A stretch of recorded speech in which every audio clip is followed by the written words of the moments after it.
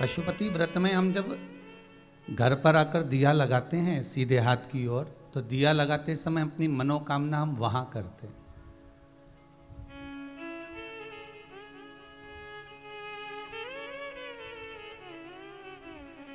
आपको एक बार पहले कहा था कि सुदामा जी की धर्मपत्नी सुशीला ने मात्र तंदुल भेजे थे, और जो पड़ोसन ने तंदुल दिए थे उस तंदुल में से जो बेकार दाने थे उस दानों को सुशीला ने अपने घर पर रख लिया था, और जो अच्छे दाने थे वो भेज दिए थे। किसी ने ये पूछा कि ये जो दाने भेजे गए अर्थात जो चावल भेजा गया, तो सुशीला ने जो बेकार चावल के दाने थे वो अपने पास रखकर अच्छे चावल को भगवान के पास भेज दिया सुदामा जी के हाथ से। तो ये केवल तंदुल सुशीला सुदामा जी के हाथ कृष्ण के पास नहीं भेज रही हैं। सुशीला माँ सुदामा जी की धर्मपत्नी अपने घर का एड्रेस भेज रही हैं कि ये मेरा पता है, अगर मेरा पति वहाँ पहुँच जाए और पहुँचने के बाद अगर आपके हाथ में कुछ तंदुल के दाने मिल जाएं तो उस तंदुल से मेरी दशा समझ जाना, क्योंकि ये चावल पड़ोसन ने दिए थे, मैं लेकर अपने घर आई हूँ, एक कपड़े में वस्त्र में इसको बांधा गया है, फिर लेकर आपके पास भेजा गया है। ये मेरा एड्रेस है, ये मेरा पता है। उस पते को मैं आपके पास में भेज रही हूं। उसी तरह जब हम 5 दिए शंकर जी के मंदिर में लगा देते हैं और एक दिया जब अपने दरवाजे पर लगाते हैं तो शंकर को अपने घर का पता बता देते हैं।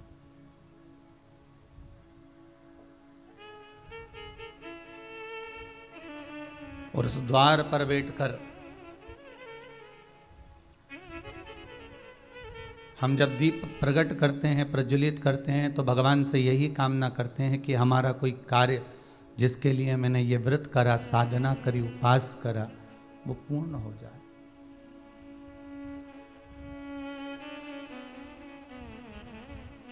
अगर मान लो आटे के दिए लगा रहे हो तो घर के बाहर का वो आटे का दिया गाय को दे दो ठंडा होने पर।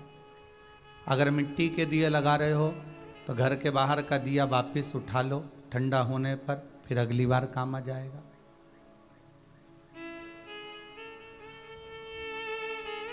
पर शिवजी के मंदिर में जो 4 दिए 5 दिए आप रख कर आई हो वो उठाकर मत लाना, वो वहां रखे रहेंगे।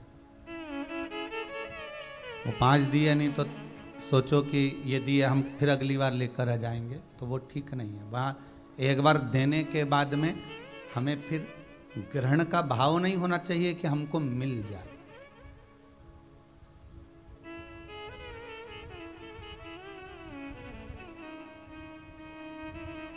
हम अगर कुछ प्रदान करें और उसमें भी अपना एहसान दिखाएं। एक व्यक्ति एक मित्र के घर गया और मन में सोचा कि मैं आ तो गया पर लेकर कुछ भी नहीं आया मित्र को देने के लिए।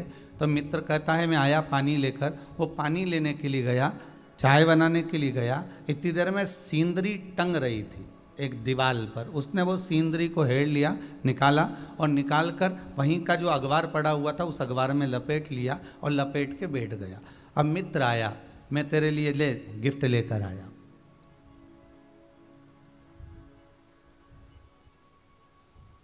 और वो गिफ्ट उन्होंने भगवान अर्थात उस मित्र को दे दिया।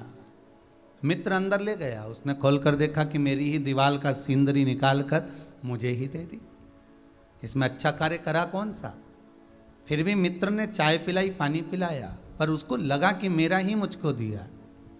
तो ये उस मित्र की कथा नहीं है, ये हमारी कथा है। धन किसने दिया? जम के बोलिए, भोलेनाथ ने। वस्त्र, आभूषण, रतन, माणिक, मोती, सोना, चांदी, हीरा, पन्ना, जल, पुष्प, बेलपत्र, ये जितनी भी सामग्री हम भगवान को समर्पित कर रहे हैं, तुम कौन से पैदा हुए थे जब लेकर आए थे? आप में से और हम में से कोई ऐसा हो जो पैदा होने के समय पर पानी भी लेकर आया था और बेलपत्री भी लेकर आया था और धतूरा भी लेकर आया था और भगवान के लिए पुष्प भी लेकर आया था। तो ये हमारी सोच विचित्र है। हम भगवान को पानी ऐसे चढ़ाते हैं कि मैं चढ़ा रही हूँ, तो बड़ा बड़ा एहसान कर रही, भगवान के लेके आई थी ऊपर से। हम बेलपत्र भगवान को चढ़ाते हैं तो ये विचार करके चढ़ाते हैं कि मैं चढ़ा रही हूँ, तो क्या बेलपत्र तुम ऊपर से लाए थे? कुछ नहीं, यहीं का भगवान का ही लेकर, बेलपत्र भी भगवान का है तो पुष्प भी भगवान का है, सामग्री जितनी रखी है ये सब भगवान की है, जितना मिला ये सब भगवान का है। हमारा था क्या? वो तो आप जन्म लेने के बाद माता पिता ने जो संस्कार दिए और भगवान से जुड़कर चले, इसलिए संसार में, जगत में आपकी कीमत बनी हुई है और वो परमात्मा बनाया हुआ। आप भगवान से जुड़े हो इसलिए कीमत है। कभी अंगूर के ठेले पर जाना और अंगूर के ठेले पर अंगूर खरीद कर देखना, खरीदा कि नहीं खरीदा? अरे बोलो तो जम के, खरीदा ना?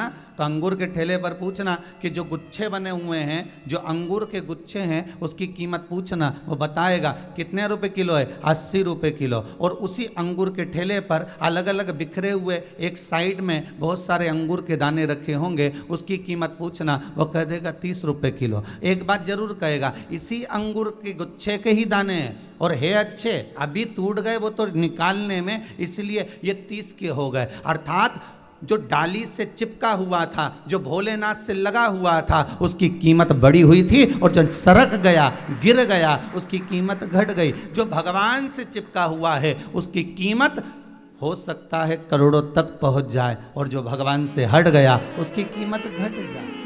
अंगूर के ठेले पर जाकर देखना कि अंगूर की कीमत, जब तक वो डाली से चिपका हुआ है, जब तक वो गुच्छे से लगा हुआ है, तब तक उसकी कीमत 80 रुपए किलो है, 100 रुपए किलो है, और वो दाने जब अलग हो गए तो उसकी कीमत घट गई। उसी तरह हम जब तक भगवान से जुड़े हुए हैं, परमात्मा से जुड़े हुए हैं, जब तक हम मेरे विश्वनाथ से, शंभू से, त्रिकालदर्शी, कैलाशी, अविनाशी से, मेरे कुबेर भंडारी से जब तक जुड़े हुए हैं, तब तक हमारी भी कीमत महाकाल बाबा बनाकर रखा हुआ, तब तक हमारी भी कीमत मेरा ओमकार नाथ बनाकर रखा है। जिस दिन हम उससे हट गए, हमारी कीमत गिर जाएगी महाराज, उस कीमत कुछ भी नहीं रहेगी।